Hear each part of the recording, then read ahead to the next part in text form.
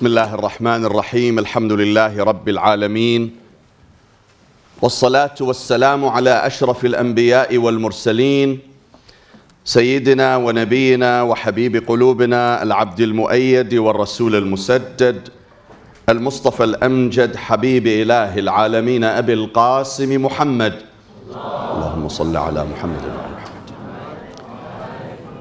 وعلى آله الطيبين الطاهرين المعصومين الغر الميامين. My beloved brothers and sisters, Assalamu alaikum wa rahmatullahi wa barakatuh.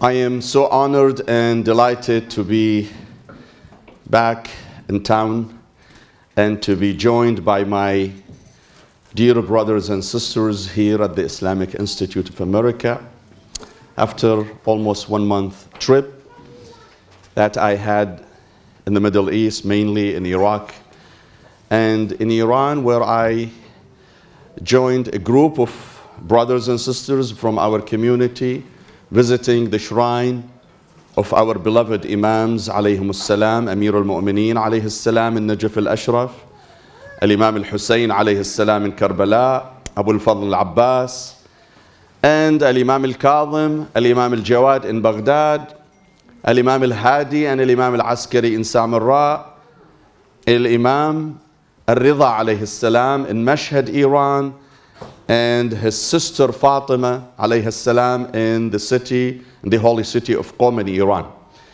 You were all in my prayers and in my thoughts while I was visiting, and I really hope inshallah in the near future we will be able to go and perform this ziyarah trip all together bi'idhnillah. We are having this breakfast today on the memory of a dear brother, a young member of our community who died suddenly almost 2 months ago, our dear brother al-marhum Sayyid Yusuf Abdul Hassan Sayyid.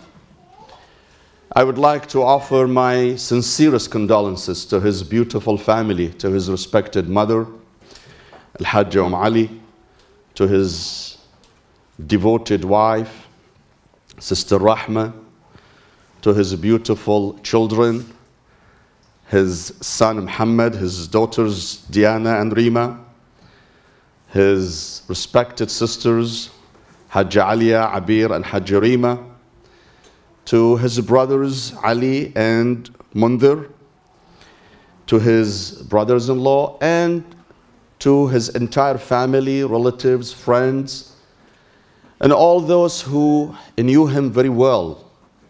A wonderful man, a noble man, a generous member of our community, and a benevolent one. Therefore, my dear brothers and sisters, I would like to ask you all that we recite Surah Al-Mubarakat Al-Fatiha on his departing soul. Al-Fatiha.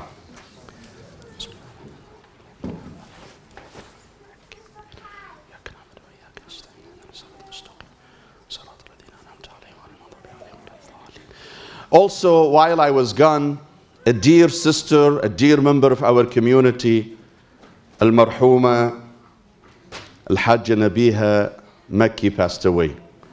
Hajja Nabiha was a dear sister to me.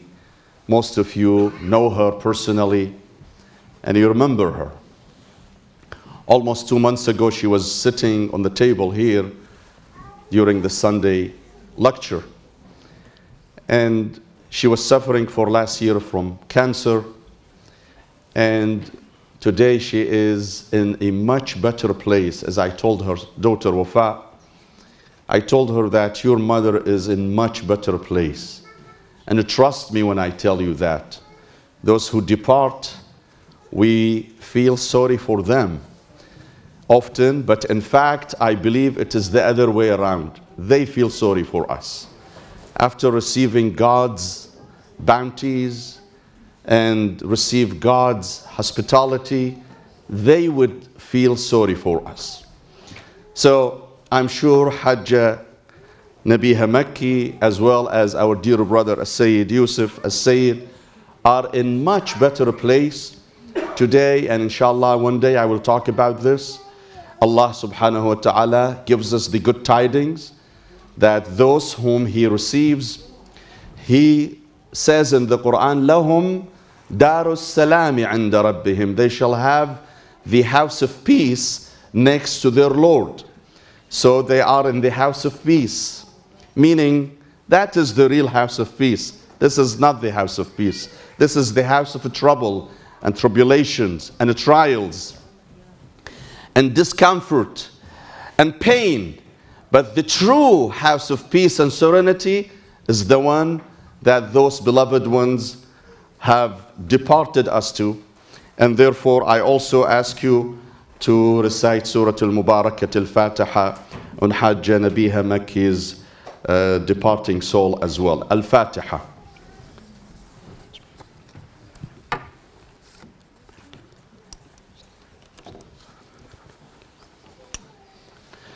And finally, before I begin, my dear brothers and sisters, I would like to remind you that it seems that lately, alhamdulillah, the place is getting full on Sundays. And sometimes we go short of seats. So if you see a brother or a sister coming in and you have a place on your table, please invite them to join. Sharing is caring, and we have to always open up to other people, have them, join us on the table. In fact, one of the benefits of going to a mosque or to an Islamic institute or center is to get to know other people. That is the whole philosophy behind our diversity as humans. Allah subhanahu wa ta'ala says, I created you different so you may know one another. Having guests on your table, sitting on your table, will open up an opportunity for you to get to know them as well. So with this, I ask you to make a loud salawat so I can begin my presentation. Sallu ala Muhammadin wa ali Muhammad.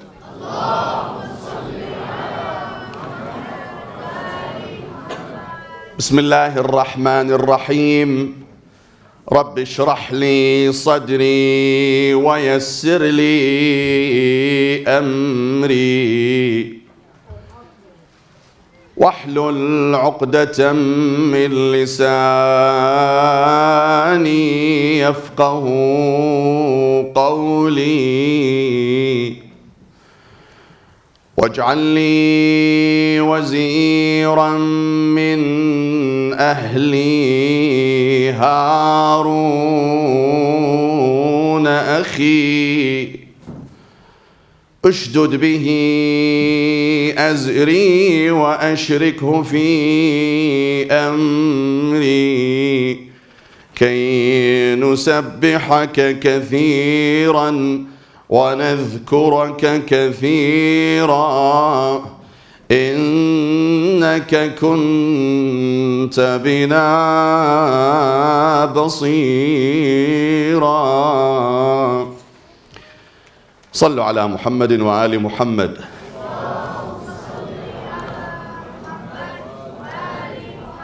Our life is full of challenges. You will be so delusioned if you think that life is an easy ride. That's a complete delusion.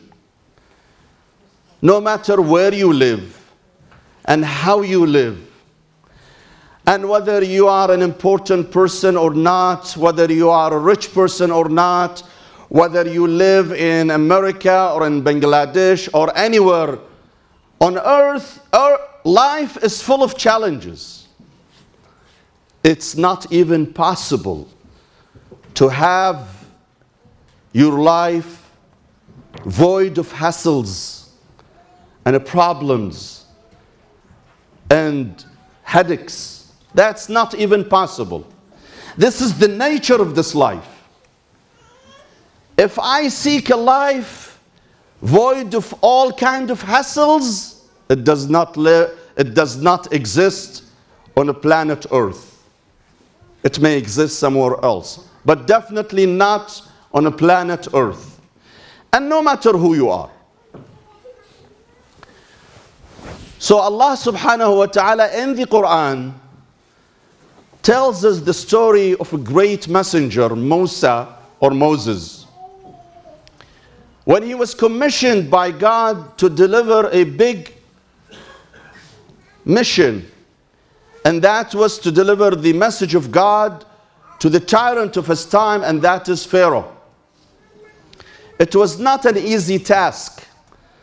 Pharaoh is a tyrant. He is an intolerant person. He is an absolute and mighty king. And he would never be willing to listen to any word of criticism,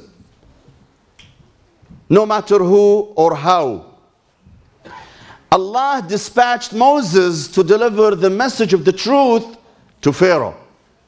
Obviously, this is a very mighty mission for anybody, including Moses, who was a prophet. In order to confront this challenge, this very lofty mission, Moses asked God to equip him with 4 tools, and listen to those tools. What are they? He asked for 4 things. He didn't ask for any tank or missile. He didn't ask for any nuclear bomb. He didn't ask for an army to go with him to confront the tyrant of the time, Pharaoh. He didn't ask for any cash or money. He asked for those 4 specific ones. 4 specific tools that good not only for Moses as he is confronting the tyrant of his time, but these are good for us as well, who we live almost 3,000 years later. Those tools are very contemporary, and they are relevant for any time and any place. They transcend geography and history. Whether you lived 3,000 years ago or now, or 3,000 years from now, you need those 4 tools to confront life's challenges. Some people think that it is only cash that helps. It is my position and power. It is my title. That's not true. Listen to what Moses asked God when he was facing those challenges. He says, Rabbi shrah li sadri. The first thing he asked, Rabbi shrah li sadri. Expand my heart. Now obviously that was a metaphor. He did not mean that God expand his physical heart to make it so large. No. What he meant by expanding his heart is to increase his capacity to face challenges, to be more patient, to have more patience, to be able to endure troubles, to be strong and resilient, to be able to resist pressure. That's what he meant. He didn't really mean that God would expand his physical heart. What he meant is raise my ability and my passion and my patience and my strength to meet and address those challenges, so I'm not weakened. I don't feel weak and vulnerable. That was the first thing he asked. Isn't this something that we all need in our life as we face many challenges in our life? To have a better ability to handle things. My dear brothers and sisters, if you travel the world, if you go to some other countries, we live in a very flourishing economy, in a rich country. But if you happen to be traveling the world and visit some nations who live on sometimes $2 a day, $2 a day, you will appreciate what God has given you. And ultimately, you will be more capable of facing challenges that faces you. Sometimes we lament our resources, our chance, our livelihood, our ability not to have more. Some people lament the fact that they don't have a big house. If you don't have a big house, remember there are people who don't even have a house. Trust me, there are people who don't have a house. I mentioned that a few months ago. I was in India a few years ago. I saw with my own eyes, nobody told me. I saw with my own eyes people who live literally in the street, on the curb in Delhi. They are born in the street. They live their entire life in the street, and they die in the street. And they have no roof to cover them. They have no shelter. They have no house, small or big. They live literally in the street. And they fight over public space. When they want to use the bathroom, they have no bathroom to use. They have to travel sometime 2 kilometers to go to the public bathroom. 2 kilometers. Can you imagine that? If you feel you don't have a beautiful car, remember there are many people in this world who don't even have a car. If you don't have a good job, paying job, and you complain about your job, remember there are people who don't even have a job. I remember a few years ago, I was in Africa. I visited a country, most of you may have heard the name of that country. It's called Zimbabwe. How many of you have heard that name? Raise your hand, please. Okay, almost, most of you. You know, in Zimbabwe, most people live on $1 a day. $1 a day. I was at the restaurant. When the waitress came to offer us food, I secretly asked her, how much you get paid? You will not believe it. She says, $0. $0? She says, yes. Why $0? She says, because I'm a trainee. I needed 3 months before I get paid. 3 months. She has to work for 3 months before she can get paid. Now, she had a boyfriend, and her boyfriend left her, and she had one daughter of 2 years at that time. She says, I just live off of whatever people tip they give me. And after 3 months, if I'm lucky, and if I'm hired by the same restaurant, I will get what is equivalent to $150 a month,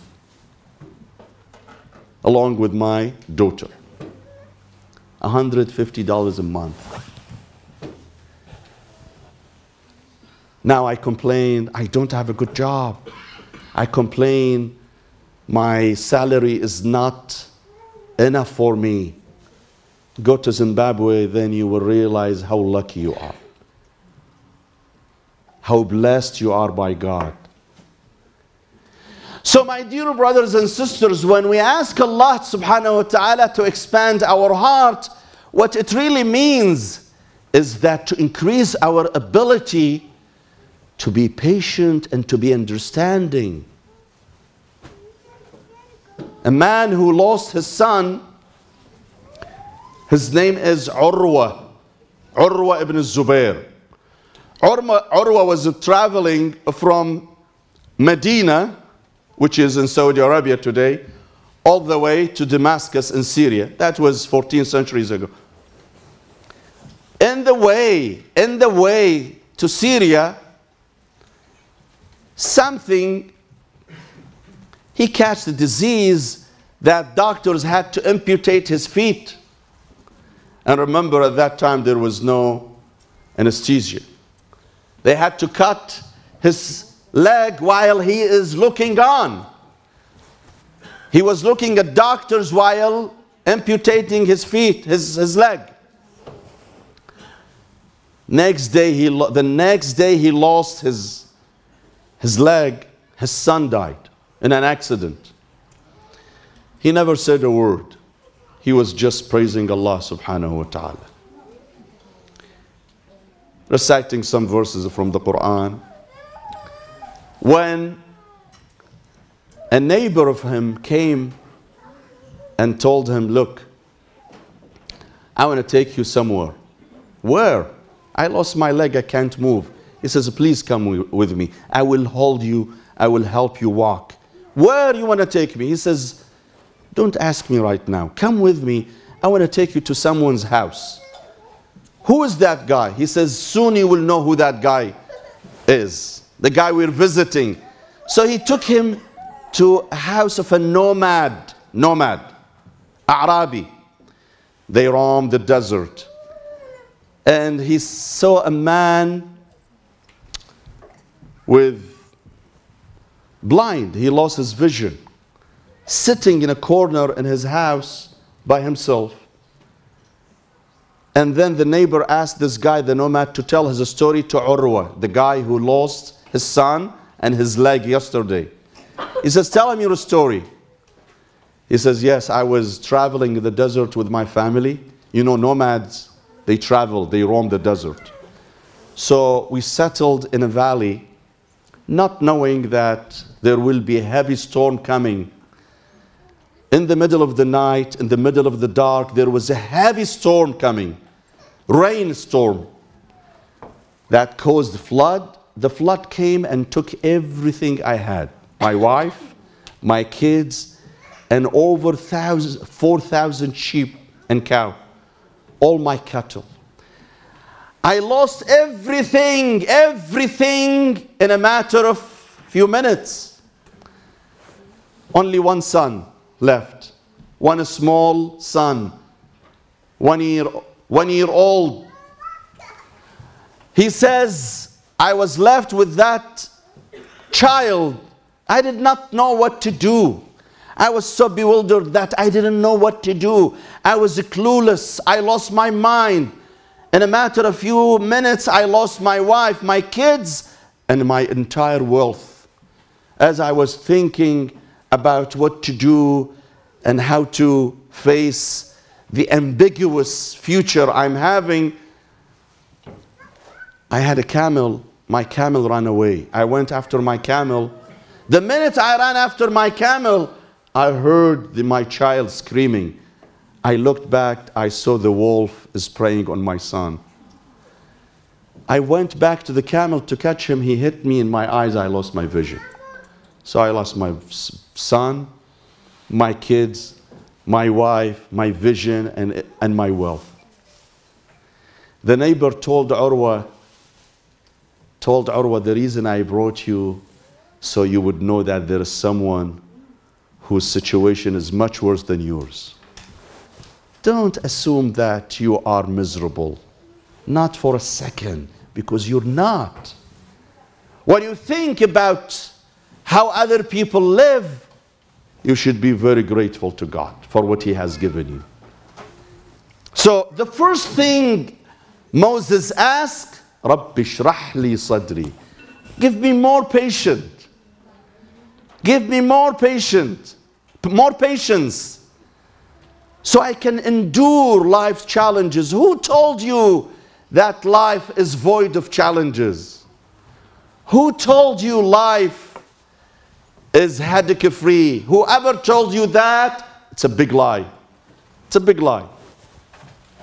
So that's the first thing Moses asked for. Rabbi shrah li sadri. Number two, wayassir li amri. I need your help. Every day when we stand up for a prayer, my dear brothers and sisters, by the way, many of us pray, recite Fatiha, but not many of us reflect on those words we read in the Fatiha. What do we say in the Fatiha? Let's read it together. Bismillah ar-Rahman ar-Rahim. Alhamdulillahi Rabbil Alameen. Ar-Rahman ar-Rahim. Maliki yawmiddin. Iyaka na'bud. Wa iyaka nasta'in. What does this mean? It means you I worship, and from you I seek what? Help. You I worship, and from you I seek help. Always seek help from Allah. Never for a second believe that you are so powerful that you don't need His help. Never. Whatever and whoever you are so vulnerable. And you always need His help. And that's why Allah teaches us that every time you stand before me to pray, you need to remember, you need to repeat that word. Repeatedly say it. Iyaka na'bud wa iyaka nasta'in. You I worship, and from you I seek help. Because we always need His help. No matter who we are. We always need His help. And without His help, we cannot make it through this life. Trust me. Without God's help, we cannot help it. We cannot achieve. If you think that you're very smart and you're very savvy and that's how you made your wealth, that's how you made up your reputation, that's how you acquired your position because you're a big shot, you're wrong. You're wrong. You're deadly wrong. Your wealth is not yours. It was all from God. Your position is not from you. It's all from God. Your reputation is not from you. It's from God. Anything you have achieved in this life, it is not yours. Allah subhanahu wa ta'ala sums up that in two words. وَمَا بِكُم مِّن نِعْمَةٍ فَمِنَ اللَّهِ. Any bounty you enjoy, any blessing you enjoy in this life, it's not from you. It is from God. You smart? I know you're smart, but trust me, there are people who are much smarter than you in this world, but they didn't make it.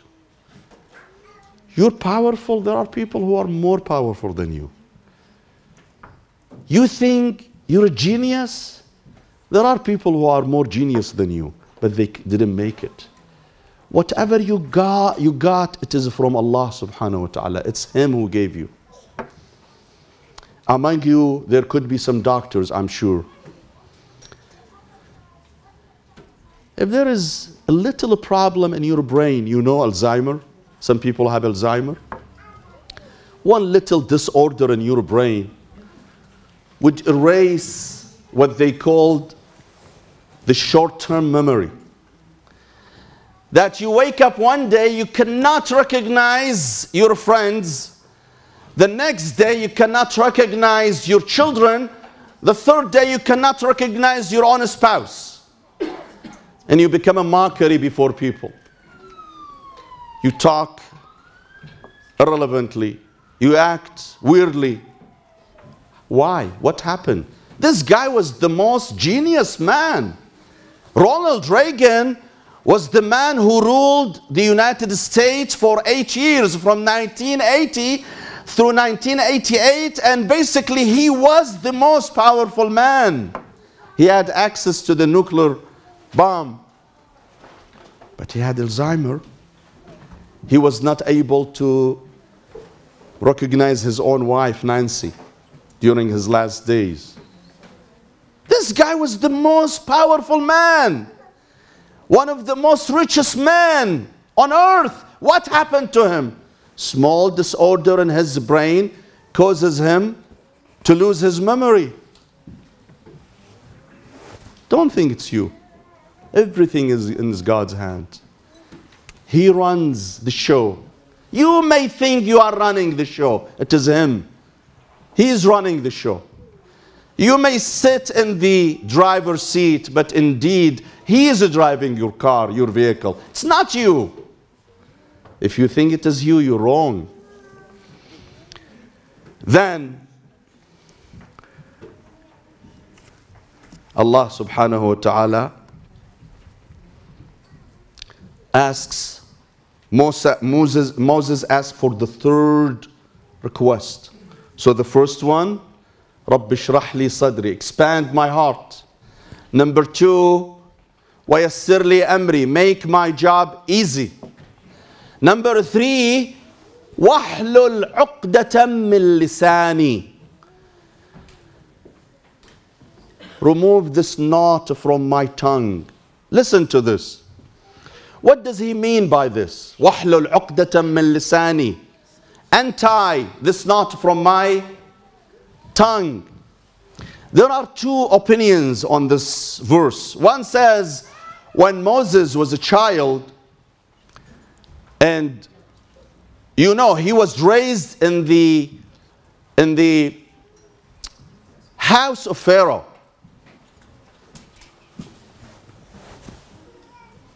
Not only in his house, in his lap.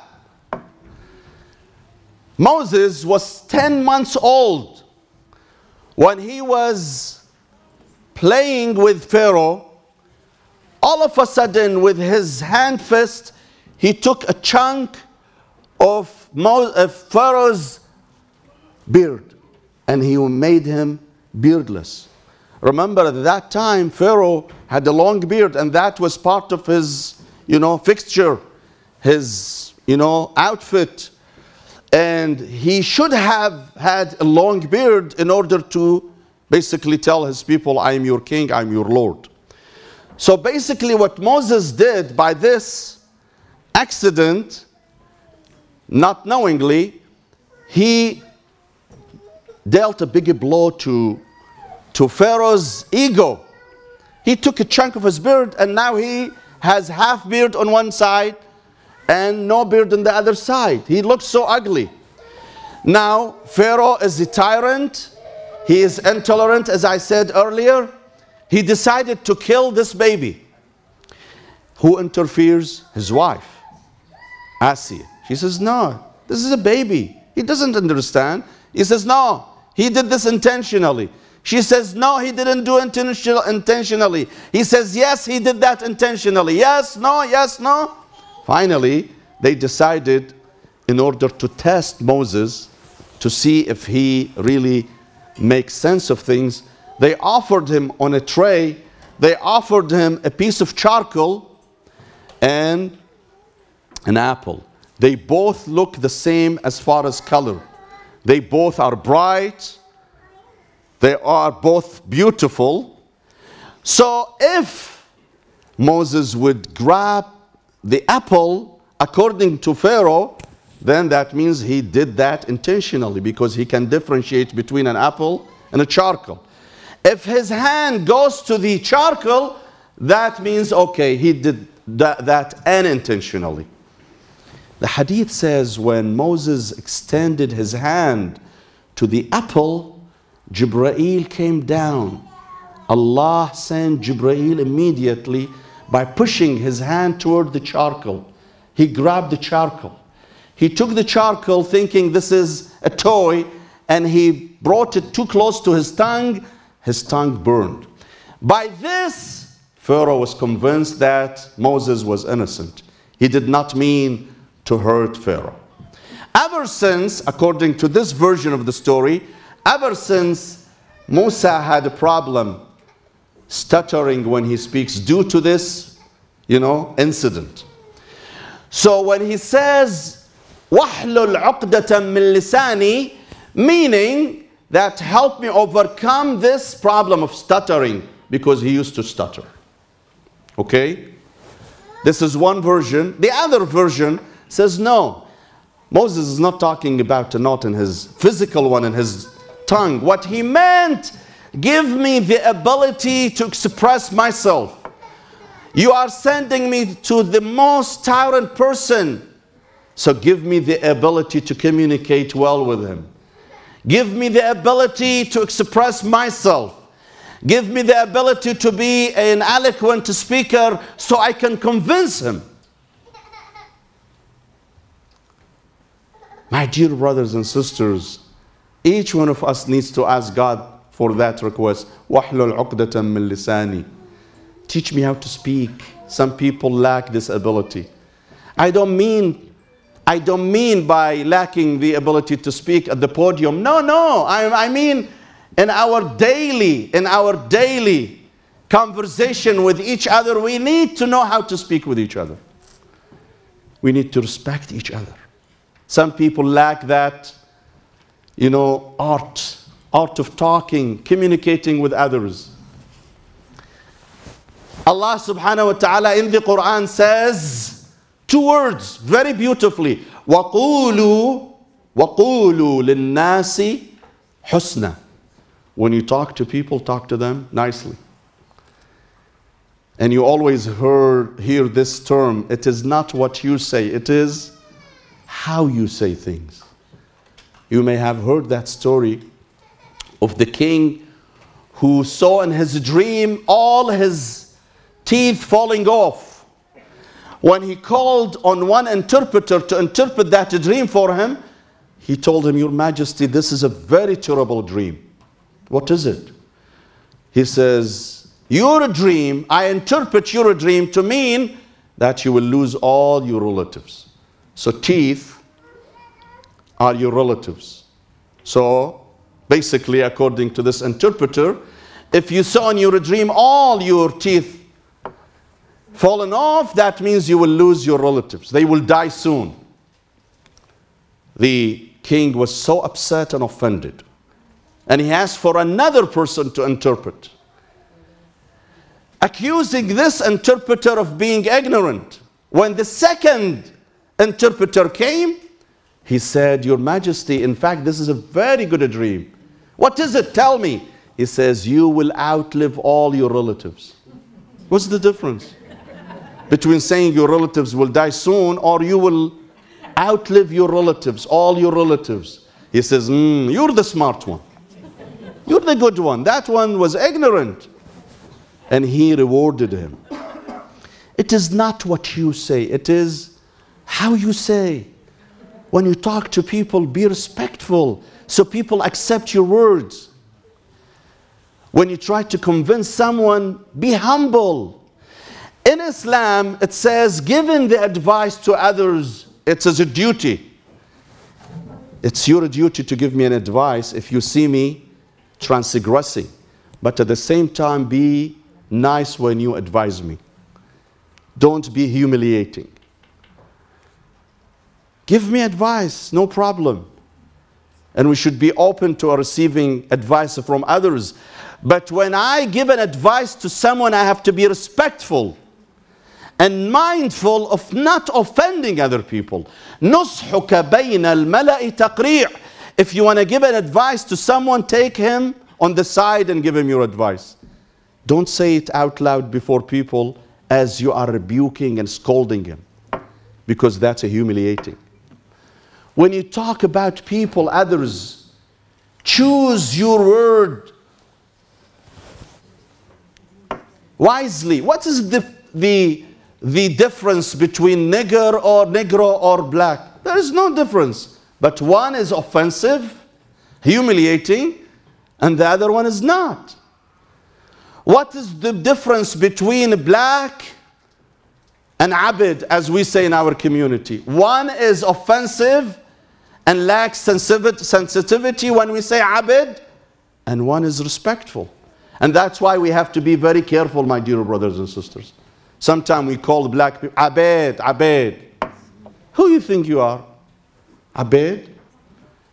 What do you mean abid? They were abid 300, 200 years ago. Now today, one of them became the president of the United States. What you're talking about? Be respectful to other people, regardless of their color and their creed. Our very wise president the other day made a mockery of the United States when he talked about African countries by using that very offensive word that I cannot even mention here on this table, the S-H-I-T whole countries. He could have said poor countries and developed countries. You know, today I was reading in the New York Times, 80 US ambassadors, former ambassadors, wrote a letter to the president. Former ambassadors, because You know, current ambassadors cannot send any letter to the president giving him an advice because they will be fired immediately. All 80 former US ambassadors to Africa send a letter to the president telling him that you made a big mistake by using those terms. Be more respectful about others. Who do you think you are? You think because you own $5 or $6 billion in your account, you have the right to offend over 500 million people in the black continent in Africa? I have been to Africa. I told you, my dear brothers and sisters, you will find some of the nicest and most humble people on earth. Who do you think you are? Because you're wealthy, you're the president of the United States, you think that will give you leeway for offending others? For putting them down?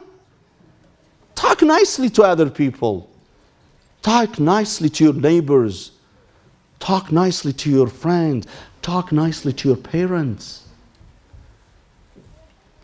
Look how Quran teaches Muslims when they treat their parents. Allah subhanahu wa ta'ala says, وَقَضَى رَبُّكَ أَلَّا تَعْبُدُوا إِلَّا إِيَّاهُ وَبِالْوَالِدَيْنِ إِحْسَانًا إِمَّا يَبْلُغَنَّ عِنْدَكَ الْكِبَرَ أَحَدُهُمَا أَوْ كِلَاهُمَا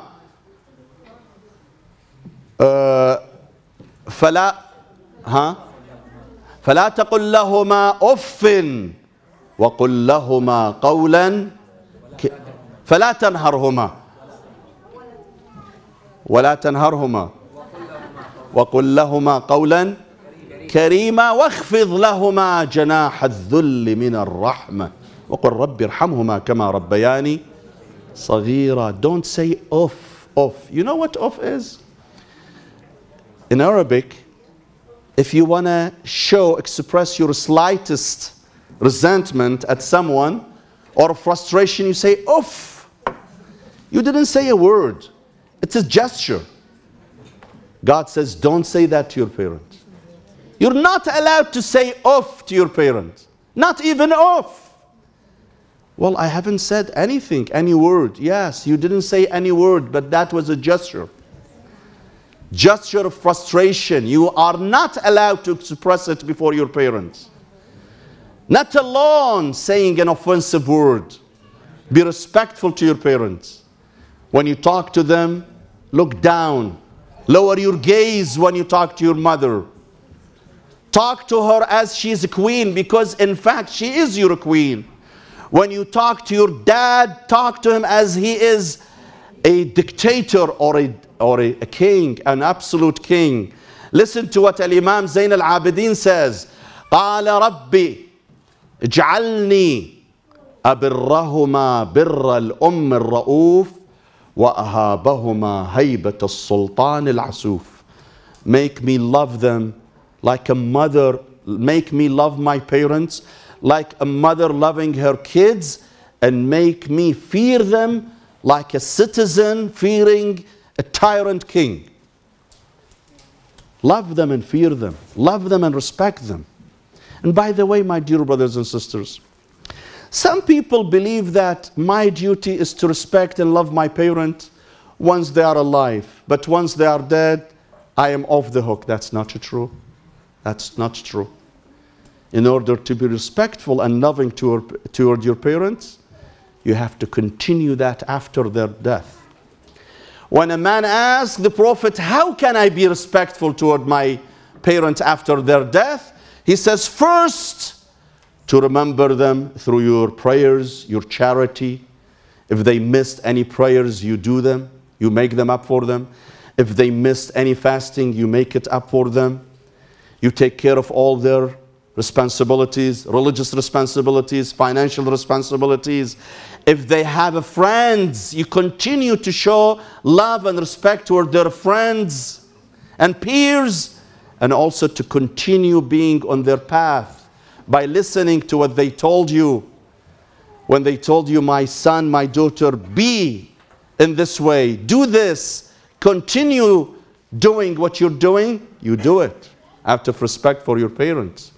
You fulfill their will. You execute their will the way they want it. not to ignore them. So my dear brothers and sisters, as I realize that my time is running up, I ask you all to join me in the dua. Bismillah ar-Rahman ar-Rahim. اللهم اغفر للمؤمنين والمؤمنات والمسلمين والمسلمات الأحياء منهم والأموات تابع اللهم بيننا وبينهم بالخيرات إنك مجيب الدعوات إنك قاضي الحاجات إنك على كل شيء قدير وإلى أرواح المؤمنين والمؤمنات ولا سيما إلى روح المرحوم المأسوف على شبابه المغفور له السيد يوسف عبد الحسن السيد، وإلى روح المرحومة الحاجة نبيها مكي، وإلى أرواح جميع المؤمنين والمؤمنات نقرأ السورة المباركة الفاتحة تسبقها الصلاة على محمد وآل محمد.